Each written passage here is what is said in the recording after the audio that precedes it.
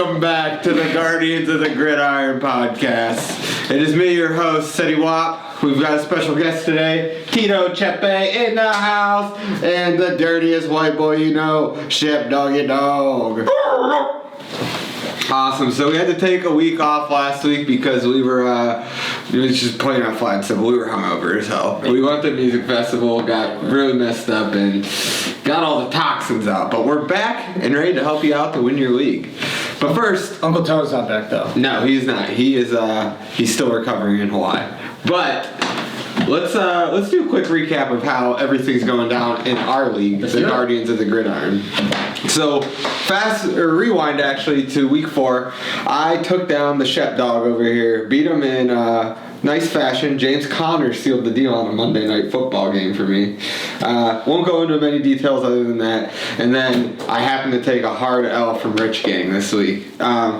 Rich Gang actually beat Dr. Faggot last week and then beat my ass this week. Rich Gang's building a lot of momentum right now, and he's actually got a really good team, guys. So. Moved to Atlanta, gained some momentum. He did. Yeah. Austin Hooper's looking like the transaction of the year, by the way. You notice he picked up an Atlanta player and he's all about it. Somebody definitely talked him into that when he was just out. We've talked a lot of shit about that pickup when he made it. Episode 2. Yeah. It's working out well for him. But for us. Jack Keys got a win over ZJ in week 4. ZJ's team is, Mahomes has been struggling the last 2 weeks, and if Mahomes struggles, ZJ struggles. So, no bueno for him. And Keys actually got a win over Keys got his ass beat by Dr. Faggot this week. Yeah. By whopping 2 points. Yeah. Got beat down. But let's hear what you guys did the last 2 weeks. Well, 2 weeks ago, I beat this man right here, Shep Dog. We're going back so far. And then last week, I came up and knocked out Uncle Tone, got his ass up out of here. And then, unfortunately, I played Randy, who had a monster week this week. Oh, yeah. We'll have to pull the score up. It was a close one. I lost by 6 points. Jacoby Brissett could have won me the game, threw an interception. He did, though. You know what I mean? Had a fumble, I think. And Randy had the waiver wire pickup of the week. I think it was the Eagles D. Scored 40 points. That was a solid play, though. And Russell Wilson, who we're going to talk about a little bit later. Yeah. Had a monster week as well. Early, too. Thursday, I knew I was fucked. Yeah. So, what about you, Shep Dog? Well, like you mentioned before, you got over on me. Pretty lucky. Lost to both these assholes. My only 2 losses this year just happen to be sitting at this table right here. Had a big trade though, and that kind of changed my roster up at the moment. Why don't you mention it real quick? Let's see how it panned out. Well, at the moment, everybody was talking shit that I'm stealing good players from people because I traded for Melvin Gordon, James White, and Kirk, and I traded Matt Breida, Damian Williams, and Shark. Yeah. But if anybody watched football this past weekend, they would see that Dr. Faggot, Tom, actually got the better of the deal. As of now. Right. In the long run. It's hard to tell one weekend. Probably won't, but I do really like DJ Chark. We'll get into him more later. I think that might have been a bad move for you, including that in the trade. I think you should have held on. Well, considering that the past 2 weeks, Odell has kind of been womp for me. And then Juju, I got Juju. So look, but I did pull out a win this past week versus ZJ's team, who still always manages to get some points because Will Fuller had 52 points. Gosh. But I had Deshaun. Luckily you had Deshaun. He's always got one player that just goes off. If it's not Pat Mahomes, it's always Will Fuller. Will Fuller has been on his team every year. He has. He loves Will Fuller and he loves Pat me Mahomes. and Chris Godwin. Yeah, that's his boy. Can't play without him. That's his boy. But yeah, one other one I think the only other game we didn't mention is Uncle Toe got a nice win over Matt. Discount double points. He deserves it. He's on vacation. Yeah.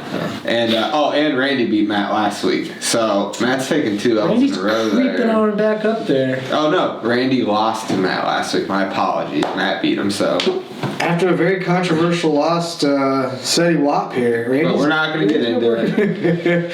But we're going to pull up the standings right now currently, and I've got to say this has got to be one of the most deadlocked standings I've seen in a long time. We've got basically 1 through 6 is 3 and 2, 7 through 9 is 2 and 3, and then ZJ down at the bottom is 1 and 4.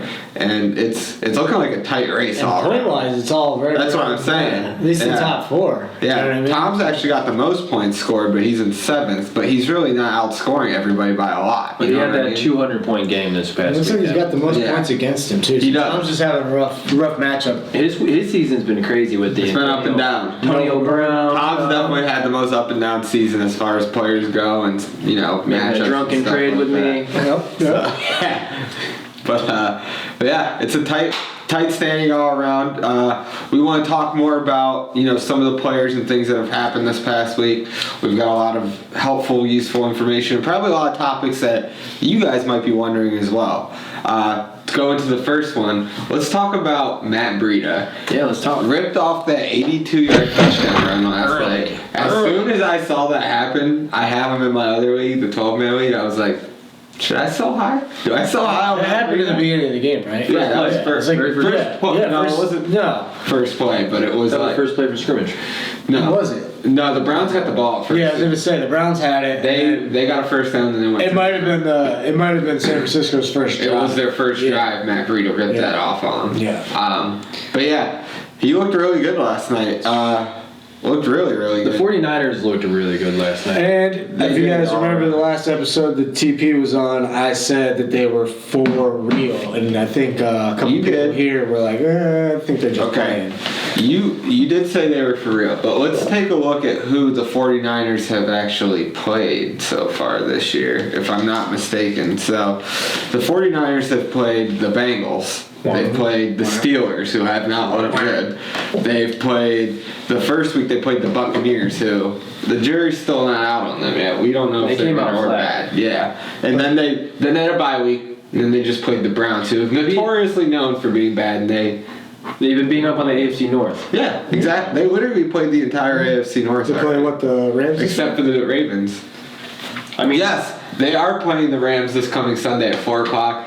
That should be the It's game. a real game. It's That, the last game. that division is actually really interesting. jump-stacked. Yeah. Because it's got the Niners, the Rams, and my favorites, the Seahawks. And then the Cardinals are just lost in there. Like, no, please don't beat us up too bad. They're Miami. So I think that NFC West division is probably the most interesting one in the NFL right now. But based off what I saw last night, the Niners have a mean defense. Their defense ain't playing. yeah. But I'm not quite so sure I'm sold on their whole running back by committee, Jimmy Garoppolo throwing the rock out there thing. Well, It's working. It's working. Right Breda's now. obviously establishing that he's the leader of that committee. Yeah. Regardless of who comes back, who they shuffle into the rotation, Breda's the go-to workhorse. But now that Tevin Coleman's back, I think Tevin Coleman's started. It's about 50-50. He had more touches. He had more handoffs. If I'm not mistaken, But- Tevin Coleman had 16 touches last night. Breida had 14, but Breida had 2 touchdowns. Tevin Coleman had 0. So I Raheem Mostert had 4 or 5. I think what you see coming into this week against the Rams is you'll have Tevin Coleman and Breida have just about the same amount of touches, Yeah, about 50-50. And I think you'll also see Breida do more with them because Tevin Coleman, much like Gordon, is coming back and it still has to get game speed, has to figure out his role in the committee that we just talked about. Yeah. So, and then Jimmy Garoppolo, you just never know who's going to show up. Is he going to be cerebral and make good plays, or is he Right. gonna look like crap? But as of right now, in my book, they're a one-trick pony. So we have to see. They run the ball well. They run but the you know ball what? well. If you were really watching last night and you were watching, Kyle Shanahan was calling some tricky plays.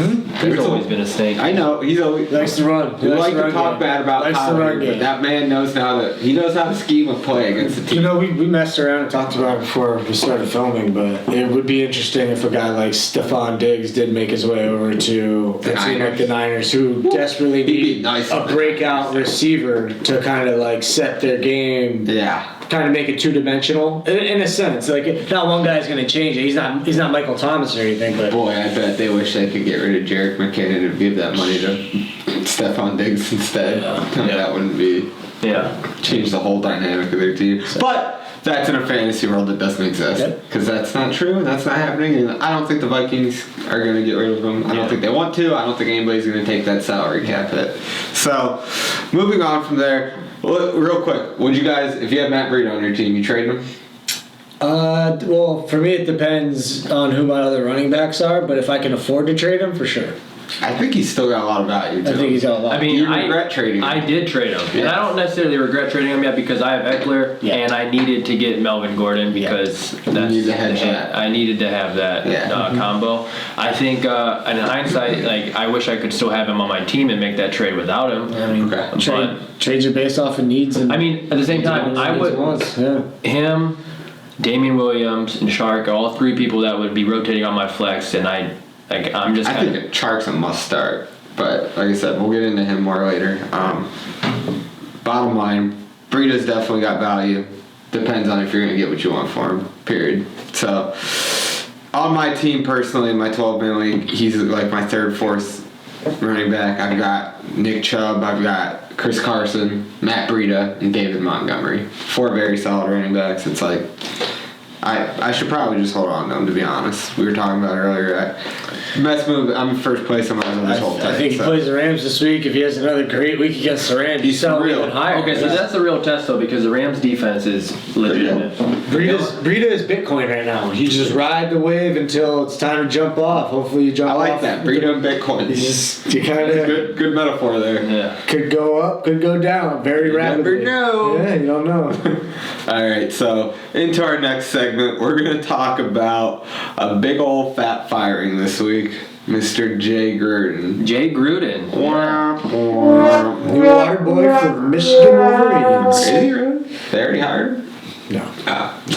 No, dude, he's gonna take some time out and just be dad of the year right now. Is he? He's dad of the year the rest of the year. Okay, he's been used to like skipping out on breakfast, but he always makes it home for a nice sit down dinner. Unlike his brother John, who's throwing some banger cookouts. I just figured he'd go to Michigan. You know, John threw the most banger cookout, British style, in London after they beat the Bears this past week. Hell yeah. Yeah. I wish I would have been at that British cookout. They won last weekend too. I know. Yeah. They've got 2 nice wins. Don't sleep on the Raiders. John has something up in a steak that he's throwing on the grill. Yeah. Josh Jacobs had a great game against the Bears for John, speaking of the Raiders. A lot of people are saying that Chicago Bears defense was unbreakable, but looks like the cookout plan came to life because they broke them. Again, though, teams play weird in London. Like out, I remember the Ravens defense was it last year, 2 years ago. They were out all night partying the one day. Right, and then the rest of the year they were like the team Lights that had. out, Like you wanted that. Their defense was good, yeah. And now I think that's probably it is. similar. It is really weird. Sometimes those games are hard to judge. There's actually a really weird one this week too, if I'm not mistaken. It is the Panthers against the Panthers. Who do they play this week? Panthers against the Buccaneers at 9:30 in the morning on Sunday in London. And they already played the Bucs this year. Yeah. Yep. So that should be a fun one to see. I think Kyle Allen could do some serious work. I think he's a valuable player for the Panthers. Yeah, the Panthers are finding ways to win. They've won every game that Kyle Allen started. Yeah. And they lost every game with Cam Newton. Yeah, I told you Cam. If Cam comes back healthy, do you put Cam back in the slot? Bring him to the Steelers, maybe. That would be a very interesting trade. If the Steelers traded for Cam Newton, that would be mayhem in the NFL. But it would actually make sense. But not really, because they want Ben to come back. Yeah, they do. So, honestly, they might as well just take the L. Yeah. Get a high draft pick. It's a decent draft pick. Did they for? Yeah, they did. They did trade their number 1 They traded pick. their first-round pick for Nick Fitzpatrick. Yeah, I don't know what they're doing, actually. Well, they're playing for next year now. You know what I mean? Ben's coming back. We just strengthened the second D. Our defense doesn't look bad now. It's kind of coming together. Yeah. Now we're talking about the Steelers. I'm looking Back on this Jay thing real quick though. Scary Terry's been coming back from an injury. Yes. What's the stock on him now that he lost his There coach? is no stock left in Washington. They are completely. Terry's definitely got stock. No, they're completely tearing down the franchise right now. They may change their name. Did you look at Terry's year so far? Terry's was killing it before he was out for the Before he got injured last week, he still ended up with, I want to say 8 points. He had 4 catches for like 42 yards against the Patriots this past week, but he's playing the best corners in the NFL against him. Right. So I think he's a guy you worth. I mean, I have him on one of my teams. How do you feel about Dwayne Haskins? I'm playing him against the Dolphins this week. Why How do not? we feel about Dwayne Haskins feeding him the rock? I don't think Dwayne's gonna play. No? They already said that he's not. They're bringing Keenum back in? Colt McCoy. Yeah. oh, then I'm definitely buying on Scary Terry right Yeah. now. Colt McCoy's So, back. yeah. It is 2010 again. Yeah. Colt McCoy McCoy in the league slinging dimes. He's Chad Pennington Jr. over here, man. Anything under 20 yards, he's Yeah. locked in on. So bottom line, there's a lot of L's this week, but I think we can all agree Jay Gruden took the biggest L. Yes. Yeah. Yeah, but you know who won? Anytime you lose your job. You know who won? His kids. His kids, dad of the year now. Dad's home, man. Alright, we're going to take a quick little break right now to prepare for the next segment. Stay tuned. Oh, wow. Wait a second. Do you guys smell that? It's the Browns. That's the bad crash of brownies. Damn. That is Real bad. And it's definitely not that I just farted. It's the Browns. Alright, so the Browns suck. Again. We suck again. But I don't want to blame this on Baker. I don't want to blame this on egos on the team. What it really comes down to is they have a bad offensive line. They have a first-year head coach, and True. they're having some bad luck in terms of some of those interceptions last night weren't Baker's I will fault. say this, in all fairness and being a Steelers fan, they are banged up on defense. They are. However, It's still not a good excuse. However, the amount of fucking hype that this team had coming into this year from fans, from commentators, from veterans, from players, and from coaches, and for them to go out and do what they put the product that they're putting out there, regardless if your defense is, this is the league, man. I know. This is the league. I don't care if your main people are hurt. This is the league. Those people that back Yeah, up should step be up. they're getting paid to do a job. You know what I Right. mean? And right now, they're very disappointing. Yeah. That's not even being a hater on them anymore. That's just saying, like, the amount of hype that they had coming in this year for them to put the product out that they are putting out. I'm tired of hearing, we just got to play better. Like, obviously you got to play better, but, like... I think everybody in Cleveland's really You got it. I like Cleveland. You know, I'm kind of a Browns fan, but like Baker has been disappointing. Their offensive line is garbage. They've been having a lot of stupid penalties. Like, just they haven't been delivering on what you were expecting at all. Yeah. Even last year, like at the end of the season, the reason why we had there was hope was because Baker looked really nice last Baker year. got married, lost his swag. Yeah, he probably did. Yeah. Lost his mojo. Put that ring on, and you know. It could be. Wasn't It the was right like ring. Wasn't the right one. Wasn't the right Wasn't the ring. right one. Somewhere out there's a Space Jam NFL version. I mean, simple fact is, Baker Mayfield's talent. You got sucked out by you can't pick up in the offseason somebody like Odell Beckham and then underutilize him the way that you are. They tried to give him the ball a lot last night. It's just, but either the throws, the quality of the throws aren't good, or the play calling's not good, or he's being locked down. And it's like, Yeah, I don't know. there's so There's many a bad reasons. combo in the There's so line. many reasons you could get into why they're the bad batch brownies right now. But like, when it comes down to So it, think about this is something I wanted to mention. I just thought of it now. There's a guy at my work that I talk fantasy football with. Mm-hmm. He was like, he has Baker Mayfield on his team. Baker Mayfield got -2 points, and he was like, "I'm dropping Baker Mayfield There you go. for Gardner Minshew." And I was just like, for a second, I thought about it. I was like, Week 6, we're going into Week 6 in the NFL. If we fast forward to right before the draft, and somebody was like, "Yo, there's going to be a guy that's dropping Baker Mayfield for some cat named Gardner Minshew 6 weeks from now." How ridiculous would that have sounded? But it's the world we're living in right now. Baker's being dropped for Gardner. Gardner's a fucking. Baker wishes he was Gardner. Yeah. oh yeah, You know who has the swag and mojo? Gardner. I don't think that dude is married. No, definitely not. definitely not. You see those jean shorts? He definitely not married. This man's rocking it. Fucking. Yeah. He's in his Baker's camper. been a He's great. got that damn He's been a camper great parked fantasy outside. quarterback. I think he's had 20 points in every start that he's had so far. Gardner? Dude, Yeah, Gardner. Dude, let's That's talking about Gardner, not Baker. Let's it ride, man. He's out there slinging Yeah, it. he's got a tough matchup this week against the Saints. That's going to be a real test for him. The Saints defense is That's gonna actually be a test for Shark too. Yeah, because he's got Marshawn on him. And to Well, bring- Marshawn hasn't been good, but he just locked down Mike Evans. So Yeah. To bring it back back to the Browns, though, did you see how many times Baker was getting hit and the way the defense, it's all over, the news, is the way the defense, kind of got in his head a little bit, man. Bosa, Sherman. I heard a lot about that. You could see him on the sideline crying. You could see. You texted me at one point. It was visibly noticed that, Baker was getting beat up and it was getting to him. He was crying. Everybody remember, he was sitting there, he had that look on his face like he was like a 4-year-old who just kind of got embarrassed. Yeah, shut down at the playground. I forget who it was, but after one of the tackles where he went down in the third quarter, one of the defensive players got in his face, and normally something like that happens to an Aaron Rodgers or a Russell Wilson or somebody of that caliber, a veteran. They take it, they may give him a quick look at him and say something, but Baker got involved into the conversation, which already lets you know he's lost his head. You know what I mean? And at that point, the game was so far away from him. After Callaway dropped that touchdown pass, that hurt so bad. It went back as an interception. That hurt. It could have been 10-14, and you're going into half in a different ball game. You know what I mean? So it was an ugly game. It is what it is. It was ugly off rip. In the very beginning, when Richard Sherman got that interception.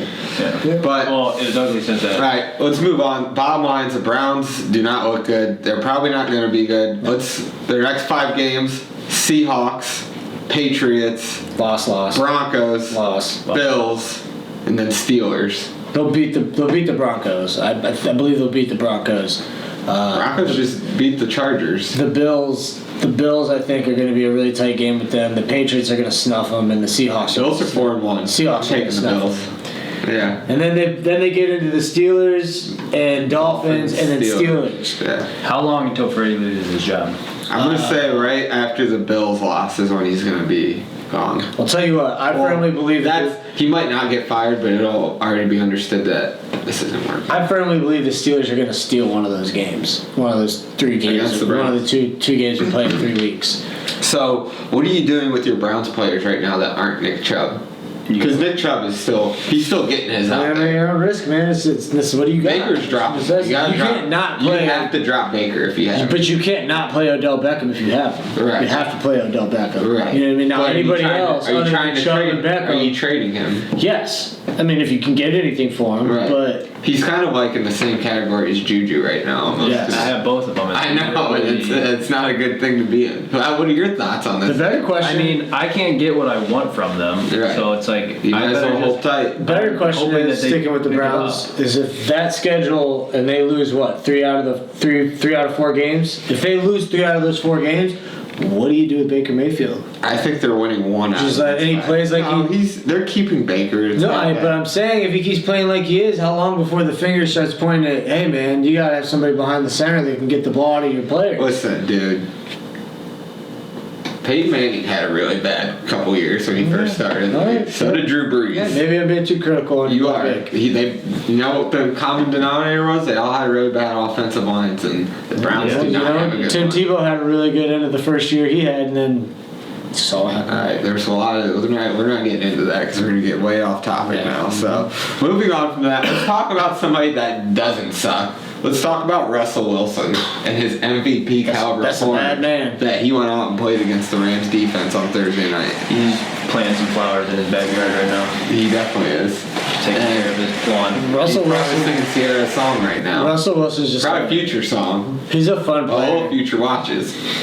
He's a fun player. He's a fun player to watch. If you watch him play football, he's just fun. Dude's out there playing. It sucked that he was kicking my ass this week in fantasy, but watching. Tell me that wasn't the best game to watch. Oh, it was awesome. I mean, the things he was getting out of, the plays he was making when it counted, he is the quarterback you want. Yeah, you wish you had. You want him in every tight, clutch situation. He's the guy.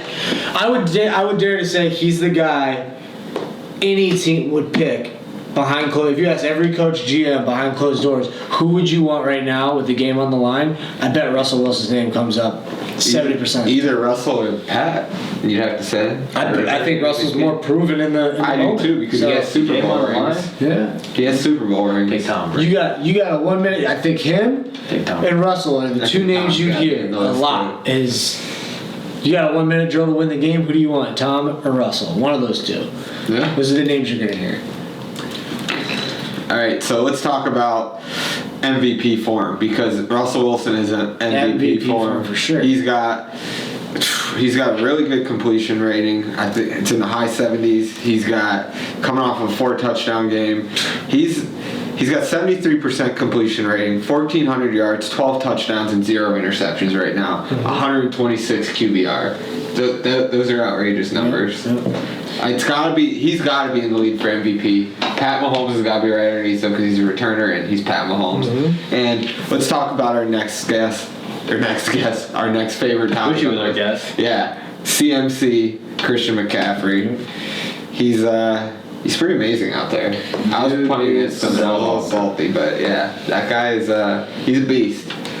If you chose Alvin Kamara over him and was like the number 2 pick this year, you've got a lot of regret in your heart. Yeah, you're hurting. That was the worst mistake you made. How I would have took him first over Saquon probably.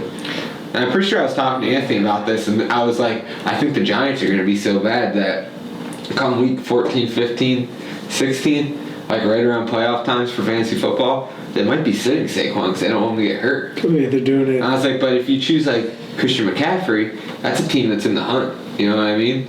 You know they're playing. So that was something I was even thinking on. The MVP discussion is going to start heating up here in the next 4 or 5 So besides those 3, is there anybody else that you guys just think deserves to be in there? Top of my head, team's not very good. I don't think on paper or whatever, but Dalvin Cook, he's had a great year. He's had a great year, but he just got stifled.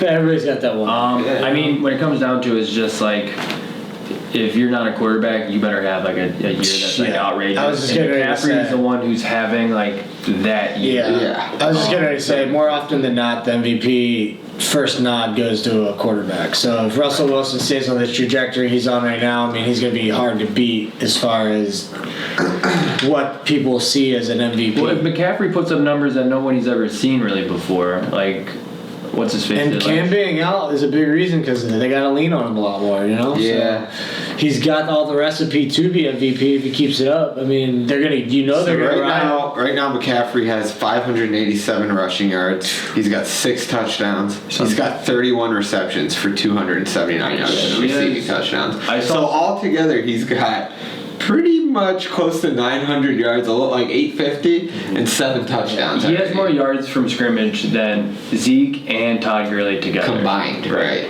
He's had an insane year. He's got more yards from scrimmage than some teams do. So that's, yeah. I think I saw that he has more than the Jets, like the entire Jets. Yeah, so average yards per drive, the Jets have. They're averaging 13 yards per drive. 17. He's averaging 14. Yeah. So yeah, that's a pretty tough. He's having a great year. Him right now, I think it's him, Russell, and.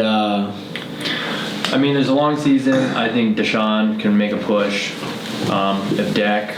Deshaun definitely could. Michael Thomas, Michael Thomas would need a couple more of those games he just had this week because he did have an insane game. Well, I heard Drew Brees is close to coming back, so. Yes, he is. You get Drew back, those games get easier to win. Yeah. Yeah. Let's talk about Mike Thomas this week though. He had 11 catches for 182 yards and 40 points in my second league. Yeah, I had him in the Guardians League, and I was very happy about that, even though I still lost, but it's going to happen. But it's good to see the production out of him after one of those quiet weeks that he had against Dallas, I think it was. Yeah, Teddy Bridgewater looked pretty good this past week. I mean, he needs to get the confidence back, man. It sucks being tossed around the way he has, you know? He was a good quarterback. He had his chance, and maybe didn't get the rightful shot that he should have gotten all the way through it, but now he's got an opportunity behind Drew Brees. No pressure. Go out there, got enough weapons around you to win. Just win a couple more games until you get your boy back. But you're mentioning Michael Thomas, but you're not mentioning your real boy. Because I get tired of being the only person that talks. Tyler's real boy. He's been a believer from the start. Big believer. Chris Godwin. My boy. This dude has 3 games over 100 yards already this year. The last 2 weeks combined, he has 300 yards and 4 touchdowns. Yep. He's actually more of an MVP talking form than Michael Thomas is. Oh, for sure. Looking at stats so far this year. He's obviously the number 1 on that team now. It's not Mike Evans.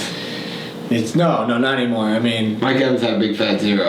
but the reason he may be having such a great year is because a lot of teams still respect Mike Evans to the point where they're saying he's the number one. So you're forced to put your best guy on Mike Evans, which opens up a great talent like Chris Godwin to expose your number 2 guy in your secondary. Yeah. So I think he's one of those guys that you could say is taking every opportunity taking every bit of the opportunity he's getting in that he has Evans across from him on the other side. Sure.